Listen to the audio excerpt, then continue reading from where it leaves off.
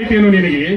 ಯಾಕೋ ಇಷ್ಟೊಂದು ನಿನ್ನ ಮುಖ ಬಾಡಿ ಗಂಡಾಗಿದೆಯಲ್ಲ, ಏನಾಗಿದೆಯೋ ನಿನಗೆ? ಸಾಲವೆಂಬ ಸೂಲ ಈ ಬಡವನ ಕುತ್ತಿಗೆಗೆ ಕತ್ತಿ ಎಲಗಿನಂತೆ ನೇತಾಡುತ್ತಿದೆ ರವಿರಾಜ್, ನೇತಾಡುತ್ತಿದೆ. ಅಂದಾಗ ಈ ಹೊಟ್ಟೆಗೆ ಅನ್ನ ಹೇಗೆ ಸಿಗಬೇಕಪ್ಪ, ಹೇಗೆ ಸಿಗಬೇಕು? ಹಾಗಾದ್ರೆ ನೀನು ದಿನ ಕೂಲಿ ಕೆಲಸಕ್ಕೆ ಹೋಗುತ್ತಿರುವೆಯಾ? ಸಾಲಕ್ಕೆ ಮೂಲವಾಗಿರುವ ಈ ಬಡವನ ಬಾಳು ಕಣ್ಣೀರಿನ ಗೋಳಾಗಿದೆ. ಕೂಲಿ ಮಾಡಿ ಕೈ ಚಾಚಿ ಕಾಸು ಕೇಳಿದರೆ ಕುತ್ತಿಗೆ ಕೈ ಕೊಟ್ಟು ಒತ್ತಿ ಬಿಡುತ್ತಿದ್ದಾನೆ ಗೌಡ. ಅಷ್ಟೇ ಅಲ್ಲ ರವಿರಾಜ್, ಆ ಗೌಡನ ಹತ್ತಿರ ಸಾಲ ಮಾಡಿದ್ದು ಕೇವಲ 5,000. ಅದಕ್ಕೆ ಬಡ್ಡಿ ಸಮೇತ ಸೇರಿಸಿ 15,000 ಸಾರುತ್ತಿದ್ದಾನೆ ಬೆಕ್ಕಿನ ಶಿವಕಾಂತ ಗೌಡ. ಅಷ್ಟೇ ಅಲ್ಲ ರವಿರಾಜ್, ಸಾಲ ನಿನ್ನಿಂದ ತೀರಿಸಲು ಆಗುವುದಿಲ್ಲ. ನಿನ್ನ ತಂಗಿಯನ್ನು ನನ್ನ ಮನೆಯ ಕೆಲಸಕ್ಕೆ ಕಳಿಸಿಕೊಡು ಎಂದು ಹೇಳಿದ ಬೆಕ್ಕಿನ ಶಿವಕಾಂತ ಗೌಡ. ಏನು ಹೇಳಲಿ ನಿನಗೆ? ಏನು ಹೇಳಲಿ? ಏನು ಮಾಡಲಿ ರವಿರಾಜ್, ಏನು ಮಾಡಲಿ? ಸಾಲವೆಂಬ ಭಾರ, ಬಡತನ ಎಂಬ ಭೂತವನ್ನು ಹೊತ್ತಿರುವ ನಾನು ಮಾತನಾಡಲಾಗದೆ ಈ ಸ್ನೇಹದ ಸವಿ ನೆನಪಾಗಿ ನಿನ್ನ ಮನೆಯ ಬಾಗಿಲಿಗೆ ಬಂದಿರುವೆನಪ್ಪ, ಭಿಕ್ಷೆಯನ್ನು ಬೇಡಲು. ಇಷ್ಟೆಲ್ಲ ನಿನ್ನ ಜೀವನದಲ್ಲಿ ನಡೆದರು ಒಂದು ಮಾತನ್ನು ಕೂಡ ನನ್ನ ಮುಂದೆ ಹೇಳಲಲ್ಲಿ. ಯಾಕೋ ಹಿಂಗೆ ಮಾಡಿಬಿಟ್ಟೆ ನೀನು? ನನ್ನನ್ನು ಕ್ಷಮಿಸಿ ಬಿಡು ರವಿರಾಜ್, ನನ್ನನ್ನು ಕ್ಷಮಿಸಿ ಬಿಡು. ಈ ನಿನ್ನ ಜೀವನ ಸಂತೋಷದಿಂದ ಸುಗಮವಾಗಿ ಸಾಗಿಸುತ್ತಿರುವಾಗ ನಾನು ಬಂದು ನಿನ್ನ ಮುಂದೆ ನಿಂತರೆ ಈ ನಿನ್ನ ಮುದ್ದಾದ ನಗಮುಖ ಎಲ್ಲಿ ಬತ್ತಿ ಹೋಗುವುದೆಂದು ಈ ವಿಷಯ ನಿನಗೆ ತಿಳಿಸಿರಲಿಲ್ಲ ರವಿರಾಜ್, ತಿಳಿಸಿರಲಿಲ್ಲ. ಈಗಲಾರು ನಿನ್ನ ಮನದಾದ ಮಾತನ್ನು ಹೇಳಿದಲ್ಲ, ಅಷ್ಟೇ ಸಾಕು ಬಿಡಪ್ಪ, ಅಷ್ಟೇ ಸಾಕು.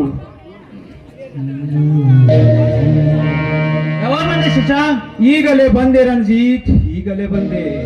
ರವಿರಾಜ್, ನೀನು ತುಂಬಾ ಅದೃಷ್ಟವಂತನಪ್ಪ. ತಮ್ಮ ಹಾಗೂ ತಂಗಿಯ ಜೊತೆ ಇಷ್ಟೊಂದು ಅನನ್ಯವಾಗಿ ಸಂತೋಷದ ಸಾಗರದಲ್ಲಿ ತೇಲಾಡುತ್ತಿರುವ ಅಣ್ಣನೆಂದರೆ ನೀನೇ ರವಿರಾಜ್, ನೀನೇ. ಆದರೆ ನನ್ನ ಜೀವನದಲ್ಲಿ ಬಡತನ ಎಂಬ ಭೂತ ಬಿರುಗಾಳಿಯಾಗಿ ಬೀಸಿ ನನ್ನ ನೆಮ್ಮದಿಯನ್ನೇ ಹಾರಿಸಿಕೊಂಡು ಹೋಗಿ ಬಿಟ್ಟಿದೆಯಪ್ಪ, ಹಾರಿಸಿಕೊಂಡು ಹೋಗಿದೆ. ಇದ್ದ ಒಬ್ಬ ತಂಗಿಗೆ ಪ್ರೀತಿಯಿಂದ ಮಾತು ಹೇಳಲಾಗದಷ್ಟು ಮೂಕನಾಗಿ ಬಿಟ್ಟಿದ್ದೇನಪ್ಪ, ಮೂಕನಾಗಿ ಬಿಟ್ಟಿದ್ದೇನೆ ರವಿರಾಜ್. ನಾನೊಬ್ಬ ನತದೃಷ್ಟ ರವಿರಾಜ್, ನತದೃಷ್ಟ. ಶಶಾಂಕ್, ಯಾರು ಅದೃಷ್ಟವಂತರು ಈ ಸಮಾಜದಲ್ಲಿ? ದುಷ್ಟರು, ದೂರರು, ದುರಿನರು. ಯಾರು ಅದೃಷ್ಟವಂತರು? ನಾನು ಅದೃಷ್ಟವಂತನೇ? ನಾನಲ್ಲ. ದುಡ್ಡಿನ ದರ್ಪದಲ್ಲಿ ದೌರ್ಜನ್ಯ ತೋರುವರು ಅದೃಷ್ಟವಂತರು. ಕಾಶ್ಮೀರದಲ್ಲಿ ಯೂರ ಯೋಧರು ಹೋರಾಡುವರು, ಇಲ್ಲಿ ಭ್ರಷ್ಟ ರಾಜಕಾರಣಿಗಳು ಹಾರಾಡುವರು. ಕಾರ್ಗಿಲ್ ಯುದ್ಧದಲ್ಲಿ ತನ್ನ ಪ್ರಾಣವನ್ನೇ ಪಣಕ್ಕಿಟ್ಟ ಚೋಳುಗುಡ್ಡದ ಶಿವಬಸಪ್ಪ ಅಂದು ಹುತಾತ್ಮನಾದ. ಅವರ ಕುಟುಂಬದ ಬಗ್ಗೆ ಒಬ್ಬನಾದರೂ ಮಾತಾಡುತ್ತೇನೆ ಈ ಸಮಾಜ ಪುರುಷ. ತಮ್ಮದೇ ಆದ ಲೋಕದಲ್ಲಿ ತೇಲಾಡುತ್ತಾರೆ ಈ ಲೋಕದ ಬಂಡರು, ಕೈಲಾಗದ ಷಂಡರು. ಹೇಳುತ್ತಿರೋ ಮಾತು ನಿಜವಿದೆ ಅಲ್ಲ, ಆದ್ರೆ ಸತ್ಯ ಅನ್ನೋ ಉಸಿರು ನಿಮ್ಮಿಬ್ಬರ ಸ್ನೇಹಲಾದ್ರೂ ನೆಲೆಸಿದಲ್ಲ, ಅಷ್ಟೇ ಸಾಕು. ಸತ್ಯದ ಮಾತನ್ನೇ ಹೇಳಿದೆ ರಂಜಿತ್. ರವಿರಾಜ್, ಹೋಗಲಿ ಬಿಡು ರವಿರಾಜ್, ಈ ಹಾಳು ಸಮಾಜದ ವಿಷಯ ನಮಗೇಕಪ್ಪ.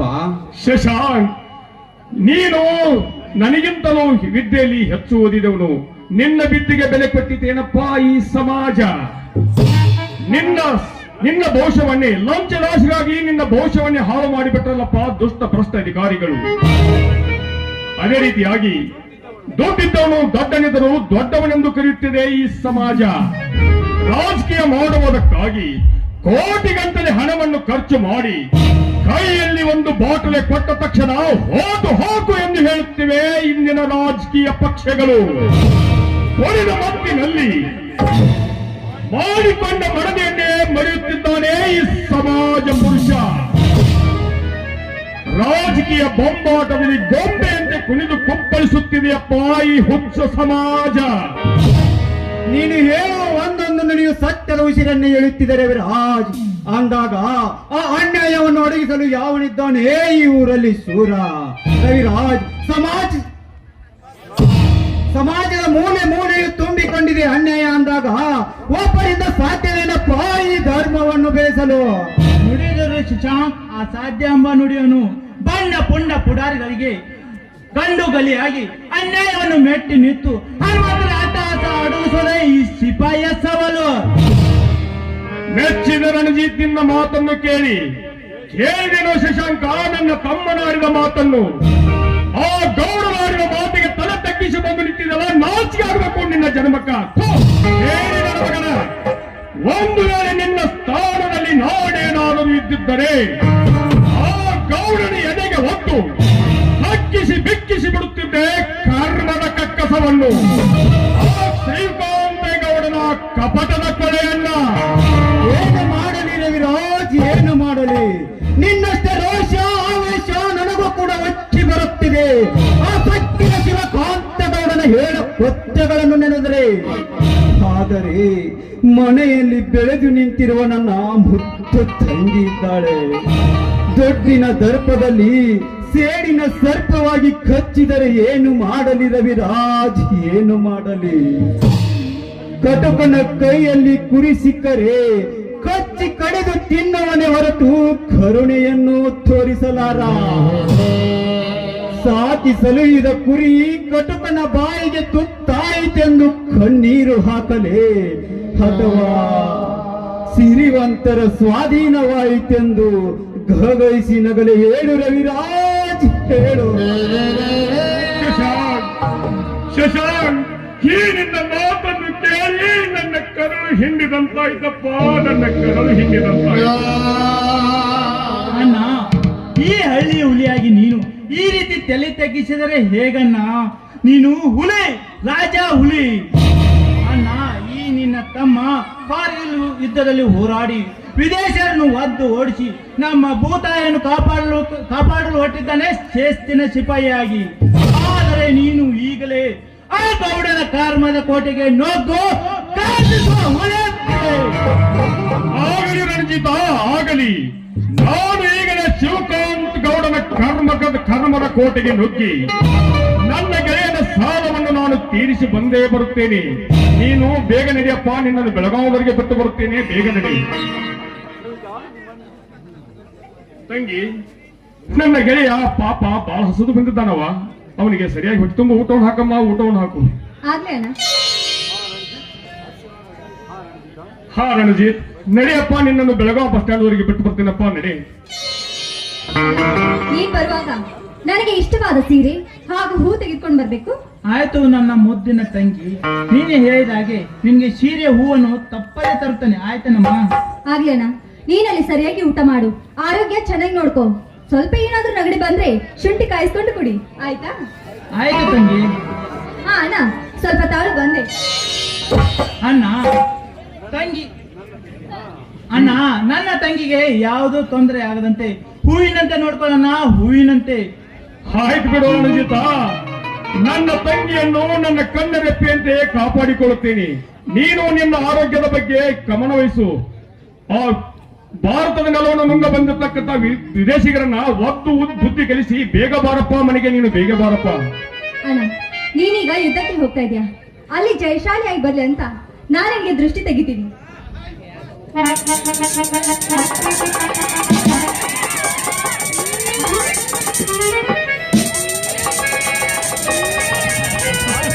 ಸಾಕು ಬಿಡುವೆ ತಂಗಿ, ಸಾಕು ಬಿಡು. ನಿನ್ನೆಲ್ಲ ನಾನು ತಮ್ಮಗಾಗೋಗೈತೆ ಯವ್ವ.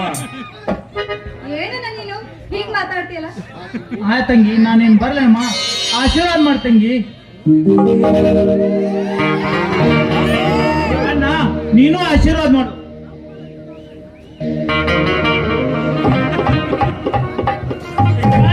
ನೀನು ಆಶೀರ್ವಾದ ಮಾಡುತ್ತ. ನಿಮ್ಮೆಲ್ಲರ ಆಶೀರ್ವಾದ ಹೊಂದಿದ್ರೆ ನನಗೆ ಯಾವುದು ತೊಂದರೆ ಇಲ್ಲಣ್ಣ. ಆಗ್ಲೇನ, ನೀನು ಹೋಗ್ಬಾ.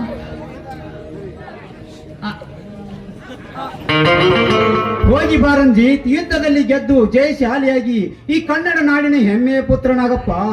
ಆ ರಾಮಲಿಂಗೇಶ್ವರದ ಸದಾ ನಿನ್ನ ಮೇಲೆ ಆಶೀರ್ವಾದ ನೀಡಲೆಂದು ಸದಾ ಪ್ರಾರ್ಥಿಸುತ್ತೇನಪ್ಪ ನಾನು. ಆಯ್ತು ತಂಗಿ, ನಾನೇನು ಬರ್ಲೇನಮ್ಮ. ಆಯ್ತು ಅಣ್ಣ, ಹುಷಾರಾಗಿ ಹೋಗ್ಬಾ. ಆಯ್ತು ತಂಗಿ, ಬರ್ತೀನಿ. ಈ ರೀತಿ ನೀನು ದುಃಖಿಸುತ್ತಾ ನಿಂತ್ರೆ ಹೇಗಮ್ಮ? ಇಂಥ ಸಂತೋಷ ಶುಭ ಸಂಭ್ರಮದಲ್ಲಿ ನೀನು ಒಂದು ಹಾಡು ಹೇಳಿ ನಗುನಗುತ್ತಾ ಕಳಿಸಿಕೊಡಮ್ಮ ಈ ನಿನ್ನ ಅಣ್ಣನನ್ನ. ಆಗ್ಲೇನಾ?